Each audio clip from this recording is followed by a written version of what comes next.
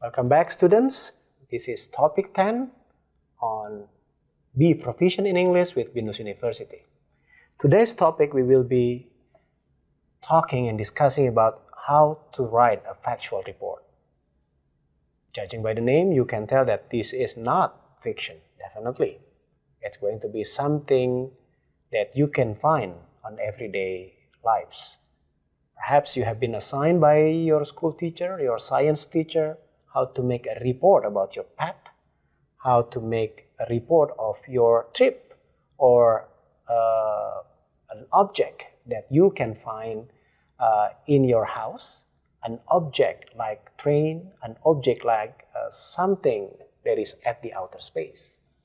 That is what this topic is about.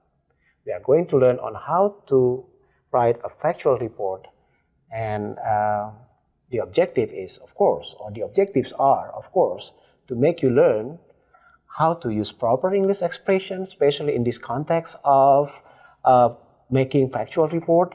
Also, for you to be able to write and produce factual-based kind of sentences when you are making a report, and lastly, for you to be able to evaluate your usage of English in the process. Okay, so what is factual report in the first place?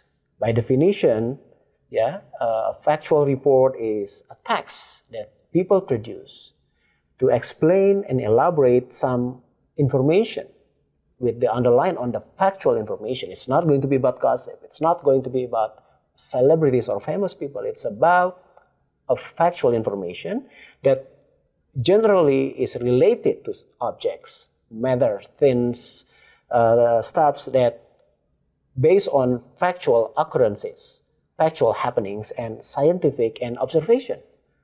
So you have to base this on your observation when you want to make a report like this. So that's why in a few minutes ago I said, perhaps your teacher has assigned you to observe your pet, to observe a plant that grows in your house, and then make a report based on the result of your observations.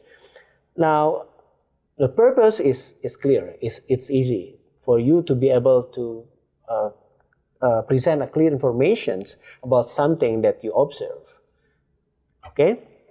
And this is not just the name on several things, but normally when your teacher asks you to write a factual text like this, they would like you to produce something comprehensive. All right, let's have a look at this. The language being used in the factual reports are normally use conditional logical connections. Remember our topic discussions on the use of if clause? Yes, we are using that kind of if clause. It's not something that you imagine. This is something that relates with cause and effect, with consequences, with probabilities, right? And then don't forget to use time words like so after that, when you produce your sentences and when you try and explore the object that you are describing. Now, nouns and noun phrases. You remember what nouns are? Yeah, nouns are usually words being described. Yeah, for example, like pen is a noun. Yeah. What about noun phrase? Bookstore is a noun phrase. Yeah. So nouns and phrases are used rather than personal pronouns. So you don't use personal pronouns like I a lot, like your mother a lot, like your teacher a lot. For example, your teacher's name is let's say Alex, and you don't say Mr. Alex was doing this. No, you just use nouns and noun phrases instead of mentioning somebody's name, even your name. Yeah. So if you remember our discussion about passive voice, this is the time, perhaps, to use passive voice in the right place or in the right context. And then most reports are used in the present tense. Yeah. Unlike a lot of fiction stories which are written in the past, reports like this are written by using present tense. So if you are reporting your observation of for example, a sprout in your house, right? I remember when I was in elementary school, I was assigned by my teacher to observe the growth of a sprout, right? So what I did was, yeah, later on, I had to write it in Indonesian, of course, but now, when you have to write it in English, you have to report it in present tense. For example, day 1, the sprout is starting to grow. Day 2, what happens? Day 3, what happens, right? And use present tense and use action verbs, yeah? Most likely, it's an active voice. But if there is a chance that you cannot avoid passive voice, make sure it is used properly. And then use linking verbs like after that, yeah, and then, yeah, in order for you to be able to connect between one idea to another idea. Your knowledge or your ability to use descriptive language is also evident here when you are writing in a report, yeah. So in order for you to be able to describe a flower, for example, you have to be able to describe it quite vividly. Like, for example, what is the color of the flower? Yeah. What is the size of the flower? What does it smell as well? Remember, when you write descriptive writing, use your senses, your 5 senses, the smell, the sight, yeah, the touch as well. If you have to taste it, then probably you have to, yeah. And then also, don't forget, yeah, those 5 senses when you describe things. And then, please also use technical terms. Yeah. Don't worry about using, if you are afraid that people will not understand you because you are using scientific jargons, this is the time to use them. All right? Don't be afraid when people call you, oh, you are using big words here. This is the time for you to use big words. But make sure that they are understandable or comprehensible. Okay, so those are the language features of a factual report or a scientific report. Now, let's have a look of the structure. So what is basically in the report? Yeah. So if you are comfortable in writing a descriptive essay or a descriptive writing, the structure of the report will rely heavily on that. Yeah. Because in the first, just from the beginning of the sentence, you are expected to be able to make a general statement on general classification descriptively.